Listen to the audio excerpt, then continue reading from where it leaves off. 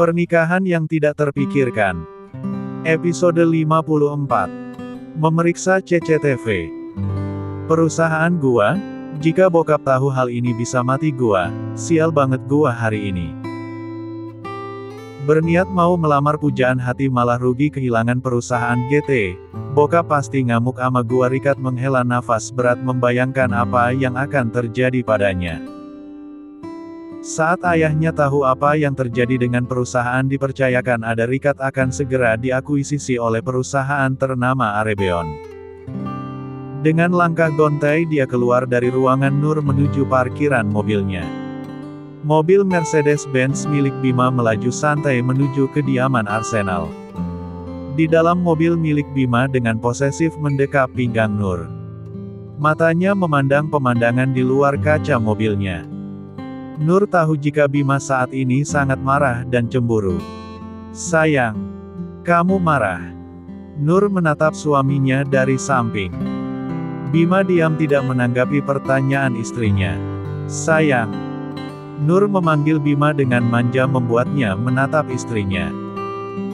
Nur memperlihatkan wajah yang begitu menggemaskan membuat hati Bima terpanah-panah asmara, membuat sebuah senyuman yang tersungging di wajah tampan miliknya. Namun senyum itu mulai mengabur saat Bima memperhatikan wajah istrinya lain dari biasanya. "Sayang, kamu sakit?" tanya Bima memegangi kening dan pipi istrinya yang tidak panas. "Hanya sedikit lelah saja sayang." Nur menyandarkan kepalanya ke pundak suaminya. "Kalau begitu kita kembali saja ke penthouse, lain kali saja kita makan siang di rumah Momi." Bima akan memerintahkan Sakti untuk kembali ke penthouse mereka langsung dicegah Nur. "Aku nggak apa-apa kok sayang, kapan lagi kita bisa makan bersama? Dalam beberapa hari ini saja kamu sangat sibuk dan aku sangat kesepian." Nur menyandarkan dagunya di pundak Bima dengan sangat manja. "Baiklah, kita ke mansion. Jika kamu merasa letih kita menginap saja di mansion oke?" Bima menciumi hidung Nur yang membalasnya dengan anggukan. Bima merasa ada yang berubah dari istrinya, begitupun Nur yang juga merasakan perubahan dalam dirinya. "Gue kenapa ya? Kok pengen banget dimanja terus dengan Bima? Gue pengen terus di dekatnya." Guman Nur menyadari perubahan sikap dari dirinya. Mobil melaju masuk ke pekarangan kediaman Arsenal. Bima turun dari mobil setelah bodyguard membukakan pintu untuknya. Saat bodyguard akan membuka pintu mobil untuk Nur, Bima mencegahnya dan menyuruhnya pergi. Bima membukakan pintu untuk Nur lalu mengulurkan tangannya membantu Nur turun dari mobil. Semua bodyguard, maid dan pekerja lain yang berada di perkarangan mansion tersenyum senang melihat kemesraan Bima dan Nur.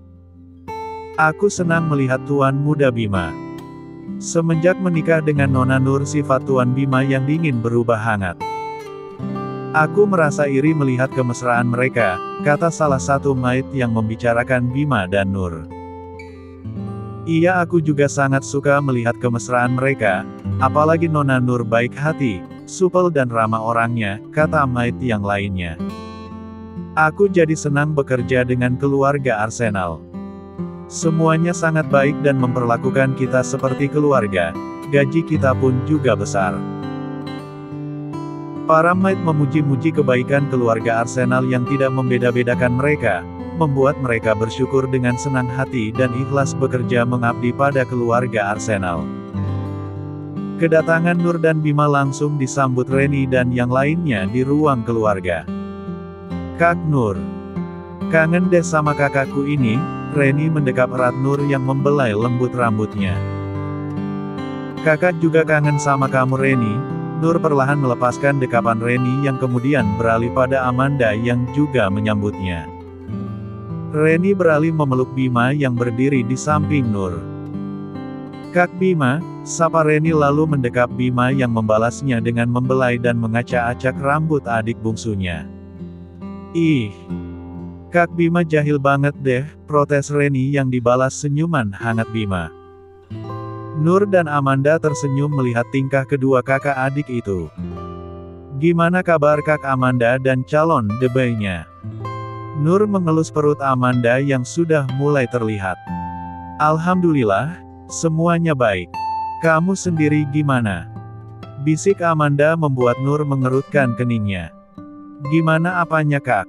Nur balik bertanya pada Amanda. Maksud kakak? Di sini udah ada belum temannya Debay kakak? Bisik Amanda kembali sambil mengelus perut rata Nur yang tertutupi kemeja kerja miliknya. Nur tersenyum manis pada Amanda. Doakan saja secepatnya ya kak. Nur membuat Amanda merasa tidak enak dengan pertanyaannya. Maaf ya Nur, bukan maksud kakak. Perkataan Amanda langsung dipotong oleh Nur. Nggak apa-apa kok kak. Mungkin Allah ngasih kesempatan buat Nur dan Bima untuk berduaan dulu seperti pengantin baru. Nur tersenyum agar Amanda tidak merasa bersalah dengan apa yang baru saja ditanyakannya. Sayang, kamu sudah sampai.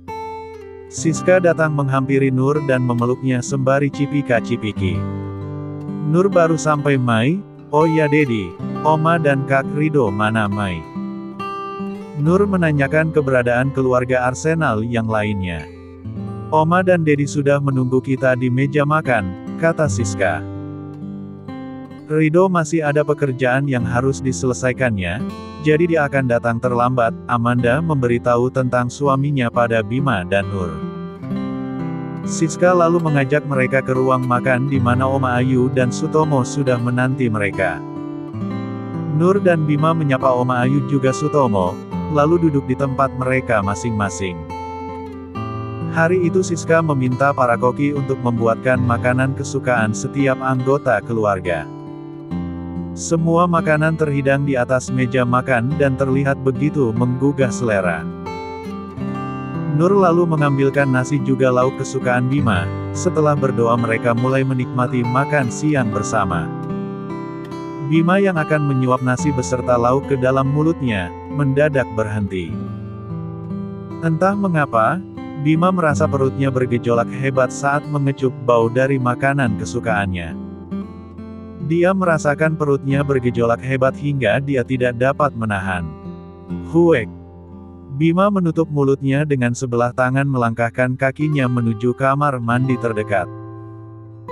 Nur segera mengikuti suaminya dan membantu Bima menepuk-nepuk punggung belakangnya. Bima memuntahkan semua isi perutnya di wastafel kamar mandi. Huek! Huek! Sayang, kamu kenapa? Kenapa bisa muntah-muntah seperti ini? Tanya Nur yang sangat cemas, dia mengurut lembut punggung suaminya. Oma Ayu dan yang lainnya tampak sangat khawatir. Siska ikut menyusul Nur dan Bima. Bima, kamu kenapa sayang? Tanya Siska yang ikut membantu Nur mengurut punggung Bima. Nggak tahu Mom, saat Bima mau makan mendadak perut dan mual, apalagi dengan bau makanan tadi, Bima kembali merasakan mual lalu memuntahkan apapun yang ada dalam perutnya. Nur, telepon Bastian sekarang, suruh dia ke mansion sekarang. Siska masih membantu putranya, sebelah tangannya menyerahkan ponsel miliknya pada Nur untuk menghubungi Bastian. Bastian baru menyelesaikan pekerjaannya, menatap layar ponselnya yang berdering. Tante Siska. Bastian segera menggeser tombol ada layar ponselnya ke arah tombol hijau. Assalamualaikum Tan, sapa Bastian. Dokter. Bastian ini Nur, pakai ponselnya Momni. Dokter bisa datang ke mansion. Bima. Perkataan Nur terhenti dan tergantikan dengan suara Bima yang muntah-muntah. Huek. Huek, suara bariton milik Bima membuat kening Bastian berkerut. Nur, Bima kenapa? Tidak tahu dok, tadi sewaktu akan makan siang mendadak Bima muntah-muntah. Bisa dokter ke mansion sekarang? Nur melihat ke arah Siska yang masih membantu putranya. Baiklah saya akan ke sana sekarang. Bastian memutuskan hubungan telepon lalu melangkahkan kakinya menuju parkiran mobil di Arsen Medical. Tidak lupa pula dia membawa tas dokter dengan beberapa alat di dalamnya. Nur membantu membaringkan suaminya di ranjang milik Bima ketika masih sendiri. Kamar yang dominan bercat warna maskulin dan ranjang king size masih tertata rapi. Rasa pusing yang dirasakan Nur sedari tadi berganti dengan rasa cemas pada suaminya yang terbaring lemah tidak berdaya. "Sayang, kamu mau sesuatu?" tanya Nur membelai wajah tampan suaminya.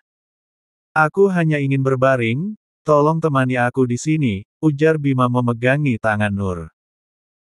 Siska tersenyum bahagia melihat putra dan menantunya terlihat mesra setiap waktu. Kalau begitu Momi akan ke bawah dulu menunggu Bastian datang, Siska melangkahkan kakinya keluar dari kamar Bima. Dalam hatinya dia merasa sangat bersyukur jika saat ini Bima putranya sudah berubah begitu banyak. Nur ikut membaringkan tubuhnya di samping Bima yang langsung dipeluk erat olehnya.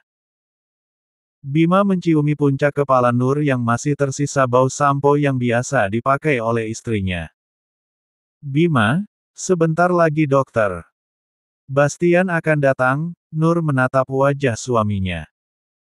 "Biarkan saja, aku ingin seperti ini sejenak," Bima memejamkan matanya. Nur menatap wajah suaminya yang terlihat pucat setelah muntah banyak. "Apa kamu punya penyakit, Mak?" tanya Nur. Mata Bima kembali terbuka menatap istrinya. Sebelah tangannya membelai lembut punggung istrinya. "Aku tidak memiliki penyakit itu," Bima kembali memejamkan matanya sambil terus membelai punggung istrinya dengan lembut. "Lalu kenapa kamu bisa muntah-muntah seperti itu? Kamu pasti makan makanan tidak sehat akhir-akhir ini," Nur menebak-nebak. Mungkin saja, mata Bima masih terpejam berusaha untuk beristirahat. Belayan lembut Bima membuat mata Nur terasa sangat berat, hal itu dikarenakan dia sering bergadang menunggu Bima pulang kantor. Beberapa hari sebelumnya Bima menjalani sebuah proyek baru yang menyita waktunya. Kalau begitu mulai besok." Perkataan Nur tidak terdengar lagi membuat Bima yang memejamkan mata kembali menatap istrinya. Punggung tangannya membelai lembut pipi Nur, kepalanya tersandar santai pada Bima. Wajah Nur terlihat manis saat sedang tertidur nyaman di dadanya. Siska kembali bergabung bersama keluarganya di ruang keluarga. Raut wajah Oma Ayu tersirat rasa khawatir pada keadaan cucunya. "Bagaimana Bima, Siska?" tanya Oma Ayu. Amanda menggenggam tangan Oma Ayu untuk menenangkannya. "Bima sedang istirahat, Ma. Ada Nur yang menemani Bima." Siska juga sudah meminta Nur menghubungi Bastian. Siska duduk di samping Sutomo dengan tersenyum senang. "Mai, kenapa Momi tersenyum gitu? Apa Momi nggak khawatir sama Kak Bima?" Reni menatap heran Siska. "Justru karena kakakmu Momi tersenyum seperti ini. Momi senang akhirnya kakakmu menemukan kebahagiaannya dan terlepas dari Bayang." Siska menghentikan ucapannya saat menatap Amanda. Semua di ruang keluarga itu diam mengerti dengan apa yang Siska ucapkan. Walau bagaimanapun juga Alexa adalah saudara sepupu Amanda, mereka juga harus menjaga perasaan menantu mereka. Amanda bisa mengerti dengan kemarahan dari keluarga Arsenal. "Manda nggak apa-apa Mai, seharusnya Manda meminta maaf pada Bima dan keluarga. Karena ulah Alexa keluarga ini hampir saja celaka." Amanda sudah mengetahui kebenaran tentang Alexa dari Rido. Awalnya dia menolak untuk percaya, namun saat dijelaskan Rido dia akhirnya pun percaya. "Sudahlah Manda, kamu tidak seharusnya meminta maaf. Ini semua sudah takdir yang harus kita jalani," ucap Sutomo bijak. "Benar," kata Dedi Manda. "Momi tidak menyalahkanmu karena hal ini," Siska menghibur Amanda. Sejak awal Amanda tidak pernah menyangka jika Alexa akan bertindak sejauh itu hanya demi mendapatkan kekayaan. Namun, melihat dari sikap keluarga Arsenal Amanda sadar jika sikap sepupunya sudah sangat keterlaluan. Mobil Bastian memasuki halaman keluarga Arsenal, dia dan Vanrius disambut oleh Maid yang langsung mengantarnya ke ruang keluarga. Flashback on. Vanrius akan mengunjungi Bastian dengan membawa sampel racun yang mereka temukan di rumah yoga. Mereka berpapasan di lobi. "Woi Bas, mau kemana lu?" Vanrius melihat Bastian dengan jubah dokternya jalan terburu-buru. "Vanrius, lu di sini?" Bastian balik bertanya tanpa menjawab pertanyaan Vanrius. "Yep, gua nanya, lu malah balik nanya." Vanrius dengan gaya selengekannya menepuk bahu Bastian hingga dia meringis kesakitan. "Sorry, gua buru-buru." Bastian kembali melangkahkan kakinya menuju parkiran mobil. "Woi, gua ikut, tungguin apa?" Vanrius mengimbangi langkah Bastian menuju mobil miliknya. Vanrius membuka pintu tempat duduk di samping kemudi.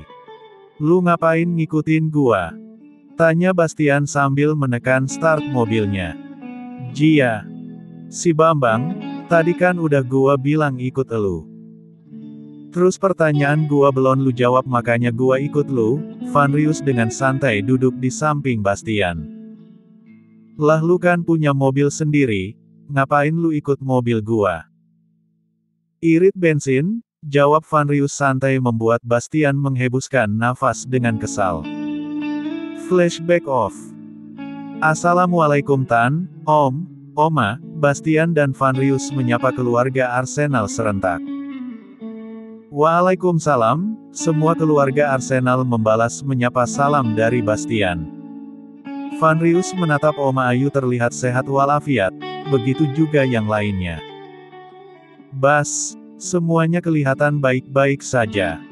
Lalu siapa yang sakit Tan?" Vanrius semakin penasaran.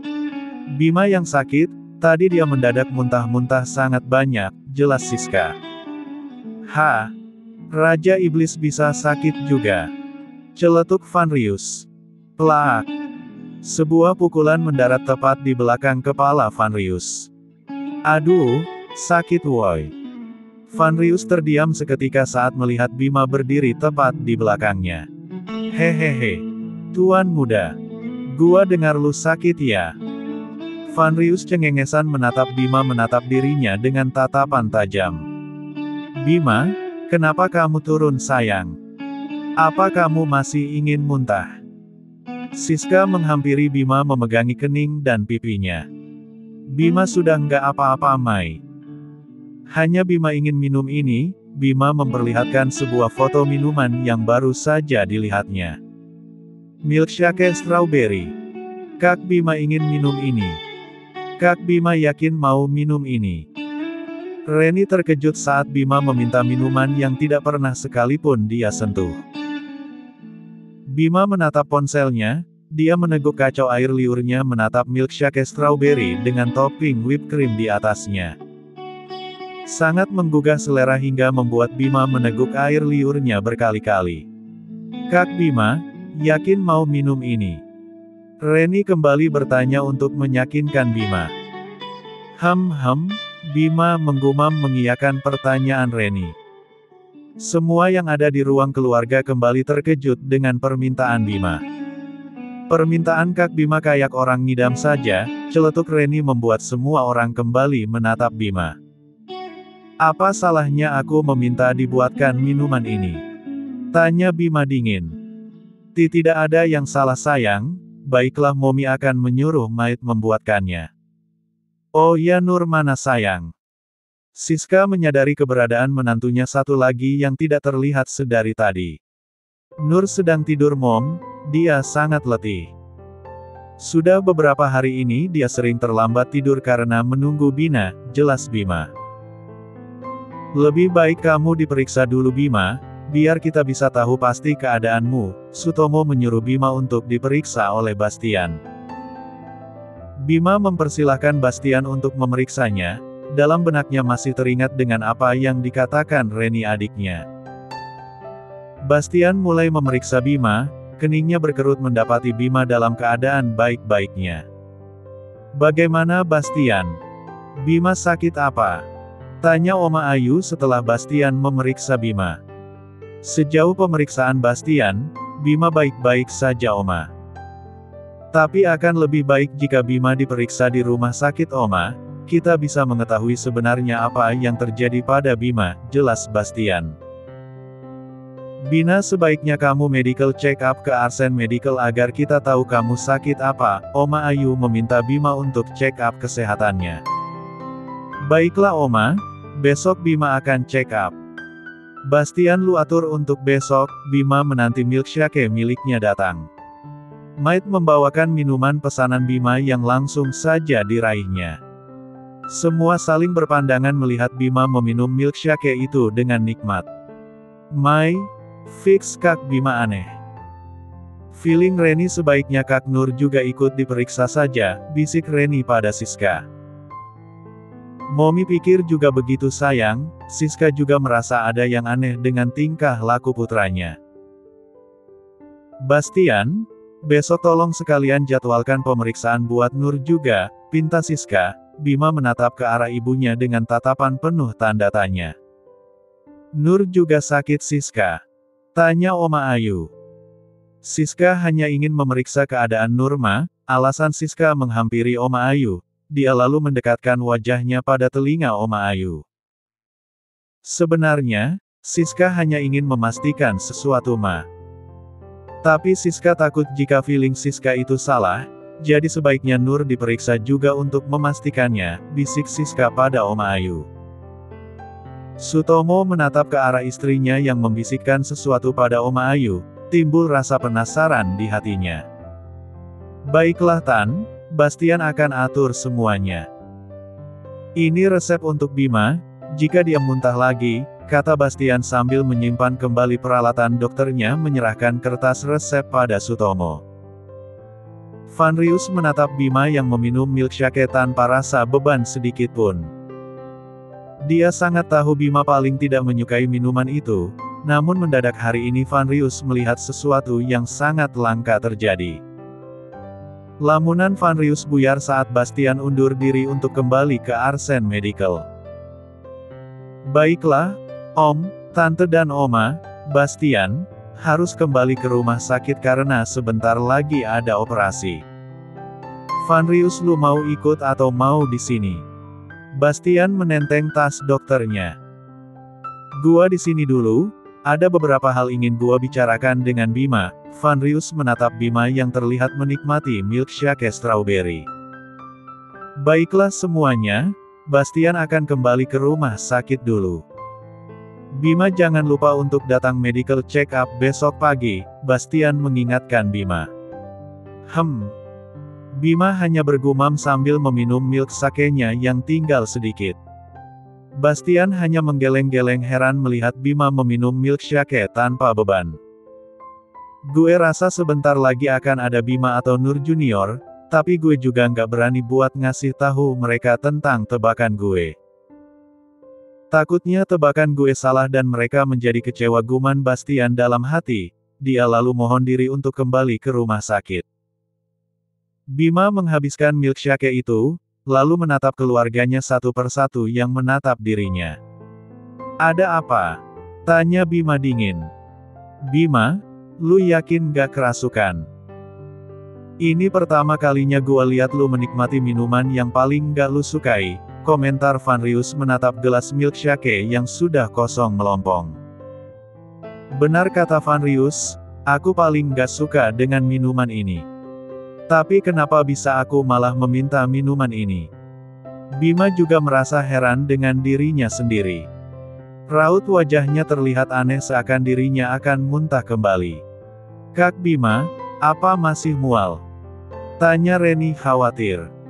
Bima hanya menggelengkan kepalanya menatap keluarganya kembali.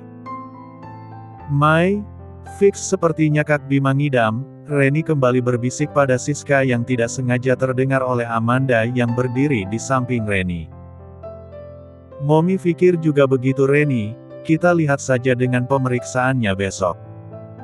Semoga saja itu memang benar, Siska menatap ke arah Reni. Amin.